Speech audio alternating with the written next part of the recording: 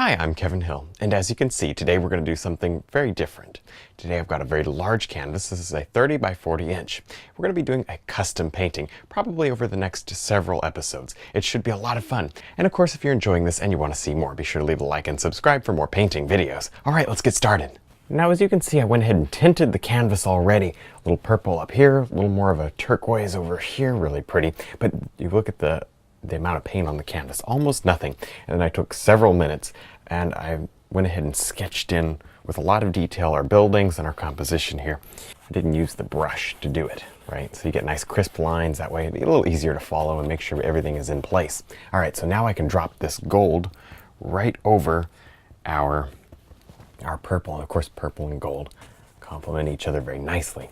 So the little bit that will mix, be just a little tiny bit, will really look nice. It'll kind of gray it down. You see, we get these little tones in there that are just nice.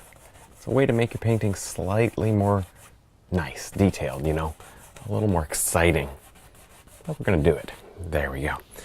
All right, now as we go, we just sort of change the color slightly. You can get a little more red. I don't want a lot of red in this. There's supposed to be mostly gold in here, but I'm gonna toss just a little in and mix it in, just a little, not enough to go crazy, but I like that feeling of warmth up here. See that? Good, we're gonna have our sun right behind the clouds back there. I'm just gonna drift this across. Like I said, this is a custom painting. It's really a commissioned painting, and it's really exciting. This is set in the 1900s, and we're gonna do our best to replicate that time period. I'm not an expert on it, but I've been learning a lot, and it's very interesting. Now, using a beautiful orange color, I'm going to drop in our clouds. You see, I just kind of worked that soft color into my original background. And I think that really works. There's a lot of variation in color in there, which is important. You got to have that if you want your paintings to look detailed. But now let me show you look at my messy palette already. We just start, and we've already got a messy palette, but here's a nice soft orange color. And I'm just dropping it in pretty slowly. There's not much of this purple to mix, but even if it mixes, it would be just fine. It would just create a brown, which we're going to actually want in here. Just a little, not a lot of brown. You know, you don't want somebody to look at your cloud and say you put brown in it. But a little bit here and there is actually nice to help soften it and tone the colors a bit. All right.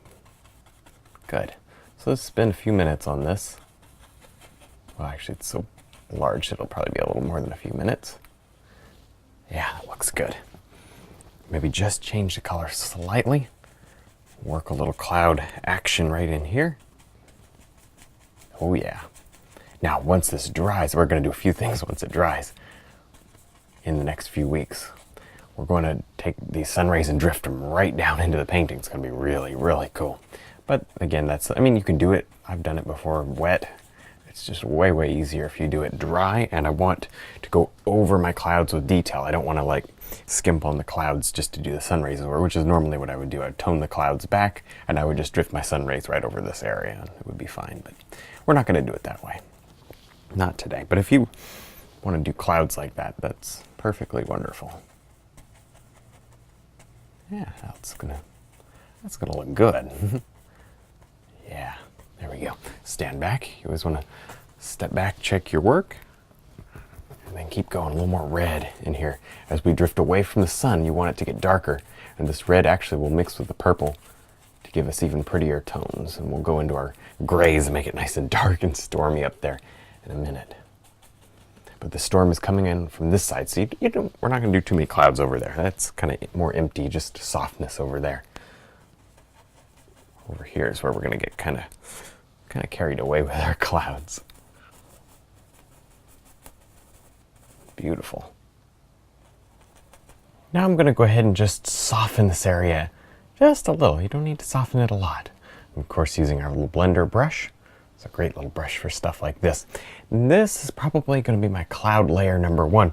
And then I'm going to float another cloud layer right over this. And this one's going to be thick, way down here like that. I think that'll give us some extra dimension in this area. You need layers. You don't want just one flat cloud. You want to have several layers of clouds, right?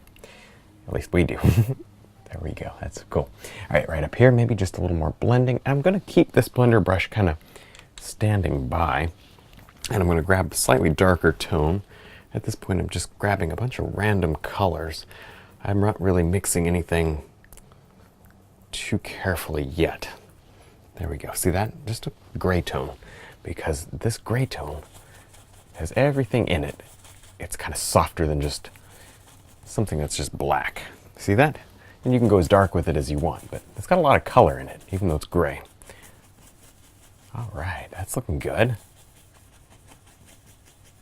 We can do just a touch to the blue side as well. Why not? Right out here on the edge. Oh yeah. Don't go crazy with that blue, because it'll end up just going kind of weird on you. But anyway, how about right down here? Yeah, right here. I'm going to sculpt in some of these clouds, and these, of course, you want to keep these soft at the bottom. There, right next to that little farmhouse. Oh, that's going to be a fun farmhouse to paint. I'm excited for that. We got to get done with the sky first, though. We got to get a lot of stuff done before we tackle that farmhouse, but it's going to be fun. There's the bottom of our cloud. This is this beautiful storm just rolling in. There. And then blend that upward. And you can have light and dark areas in your shadows. That's a good thing. You put it on really nice and rough like this, and then we just simply blend it. But right up here is the important part. Right here.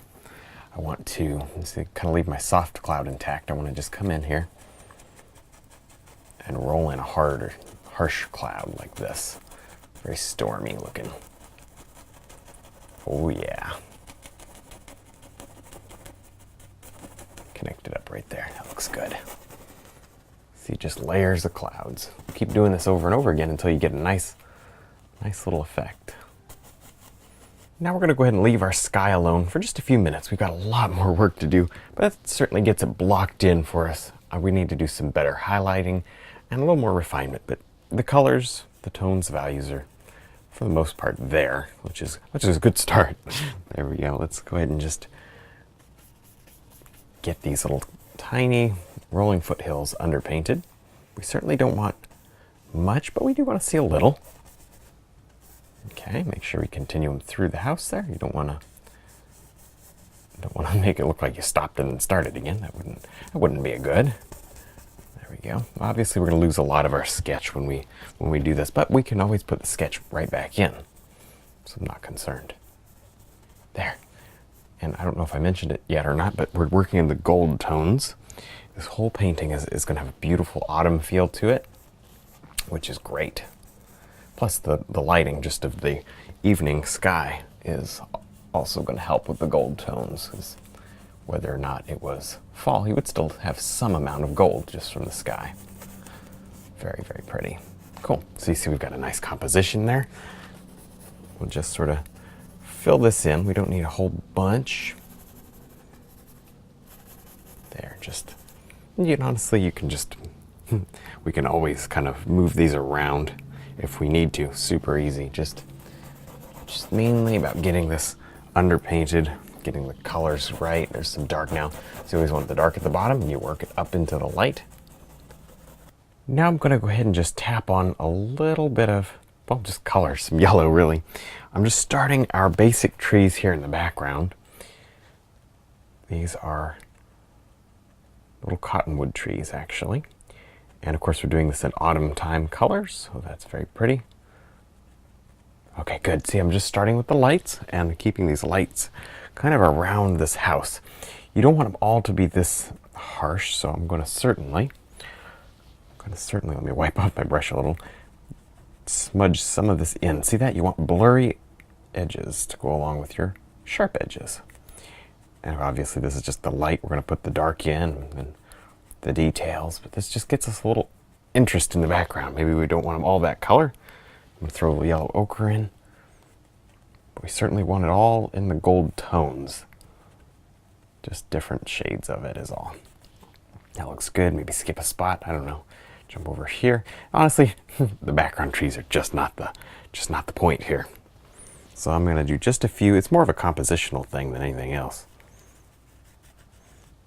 There, and then of course this isn't even done. I'm trying to just build the color, and then we're going to come back because we're not going to do this as quick as normal. I'm going to really take my time.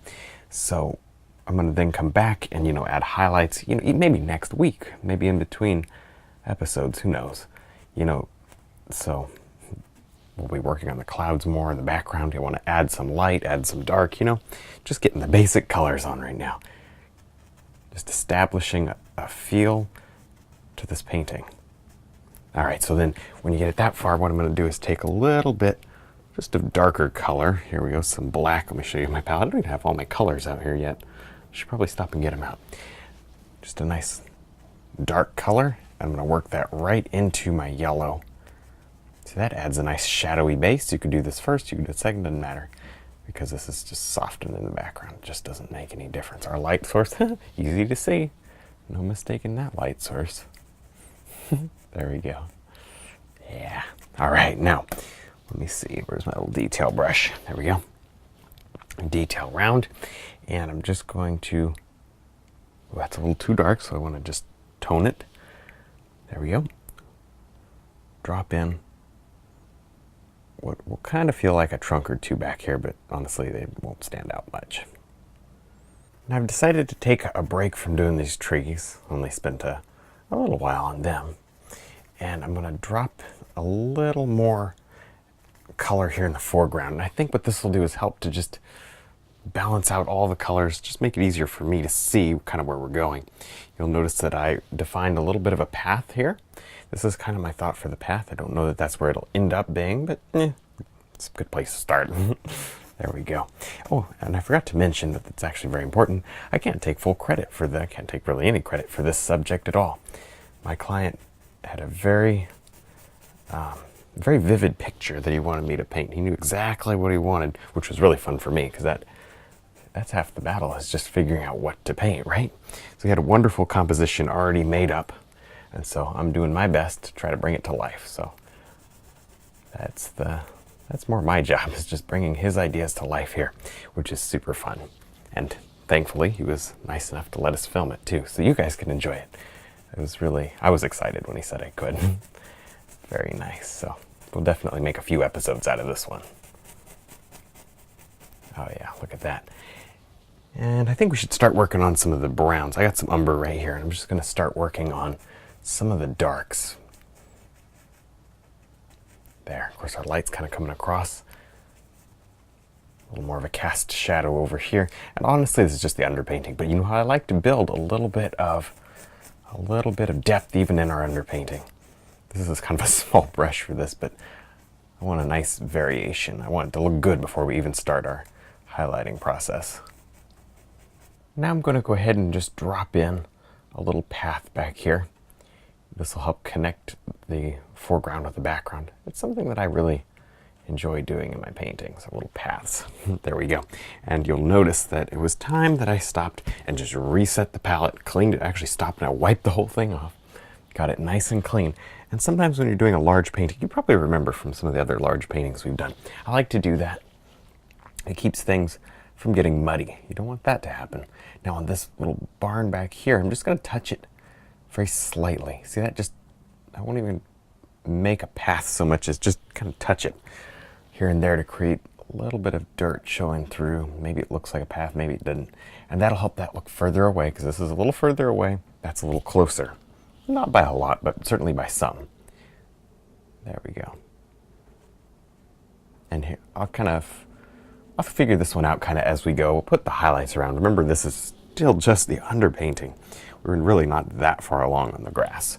So let me grab a slightly darker color now and just kind of get this little path underpainted here as well. I left it blank just so that way we wouldn't create too much mud, although I am going to take some of this brown because that works for dirt. And I'll just pull that right in to the path, and then our highlight will kind of be on the right more than anything else. Just a bit right in here. Yeah, it looks good. Just get this a little further along. They're slightly different painting style than we normally do. Just method, not so much style. Style's the same.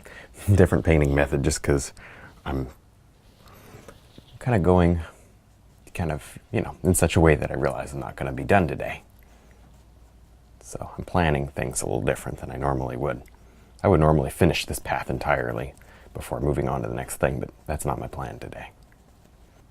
Now we're going to go ahead and drop on a little bit of silver lining to these clouds. I'm doing it with my soft detail round so that it layers right over top without any issue. Of course, this will be easier later as well, next week when it dries up. It may not fully dry by next week, but I'm guessing most of it will. It's kind of hard to say. Sometimes paintings dry pretty quick, sometimes they take a long time, it just depends. So we will just have to be flexible. Really, the only thing we can't do while it's wet is drift the sun rays over all of this. Otherwise, we can pretty much do anything while it's wet, as you guys know. There, so now I'm going to wipe my brush out and use this very soft tip of the brush just to blend using small overlapping strokes. See that? And give this cloud a little more dimension than it had. Oh yeah, build in the layers. Layers create depth. Layers are a good thing. You want to do that as much as you can. Of course. But look at how that just makes this whole painting come to life. Doesn't it make all the difference? As long as you keep that brush wiped out, you shouldn't have any mud. Helps that we cleaned off the palette. All that's good stuff. There, just blend it right down and away. Too much fun. A little bit right in here. Yes. All right, wipe the brush again and just blend it. It's a little bit slow going, but isn't it worth it? Now I'm going to mix up a nice soft yellow golden color, but a lot of white in it this time. And I'm going right over here. You can see I've already tested out a couple of colors, and I like this bright golden color best. So I'm going to put down a little and then wipe my brush out and then blend it back. Again, using our detail round brush. Yeah, there we go. And what this is going to do is go right over that house. Don't be painting around it like a, like there's a stencil on there or something. You got to go right over it. See that? You have to go over it. There. And I'm saying that so that I remember. Yes, there we go. All right, then as we go down, skip a little spot. What this is going to do is just help further enhance. You see, I already did the same technique right there. Look at how that is brightening that up. And this is going to enhance the feeling of light toward the middle. That's very important. My client really wants light in the middle, so we're going to do it. Yes. And so, like I said, we're not going to get this done today at all. And we may not even do it next week. We may take a break, do some other stuff, and then come back to it. And I may need to sit and look at it, kind of let it dry out, see how the colors dry out and everything. Sometimes when stuff dries, the shine, of the canvas, well, in fact, always the shine changes and things look a little different. You may need to darken or lighten an area. It's possible. There. That looks pretty good. I'm just developing that nice light in the middle, keeping some of those soft edges, very important. And you don't want this to be too far out. We'll use darker colors over there if we do anything at all. You don't want to attract too much attention to the background area anyway. But, well, I wasn't planning to get to the grass today, but I'm having too much fun. I can't stop. So here you go. I'm painting grass. And of course, just tapping on a little bit of highlight, and as I tap it, I flick it down, and that gives me that soft feathered edge. That's what's so pretty about this. I love painting grass like this, so I got to say this is kind of exciting. And what's great is we get to develop the light in the middle, and then we use the same stroke over there, but it's a lot darker. So I'm not even bothering with that area yet. There, doesn't that look pretty? Gotta have fun. Oh yeah. Now how about right here? Just a little more. The canvas is a little wobbly, sorry. I can't even push it down because it's all wet. There we go. Cool. And I don't know if I did mention it, didn't I? This is a 30 by 40 inch painting. It's a really nice size if you're looking for something to kind of hang on a wall and really, you'll notice it in that space, especially with colors like this. There we go. That looks good. Just let that work right down into our gold So you have a beautiful highlight, kind of a shimmery yellow, and you got your gold undertones. This is really getting nice. Of course, this isn't finished. Like I said, nothing really here is finished that I'm looking at. Maybe that little mountain in that little area, but not much is finished. Everything needs a little work, but that's exciting. Gives us something to do next time. Plus, we got to work on these buildings too. I probably won't even touch them today because I want to work on them while they're wet so I can get my color blends, and I wouldn't want to do it let it dry because then I wouldn't be able to blend my color the way I would want to. Nice. Darker as we go down. I'm going to pretty much lose all the light and just come into shadow here pretty soon. But even still, you want to establish these textures even in the shadows. Well, that's about as far as we're going to get on this painting today. We actually got further than I expected. Now next time we're going to work on the buildings and add a lot more highlight and detail to the entire painting. It should be really exciting. Also, don't forget to check out our website, DVDs, and brush line. Thanks for watching.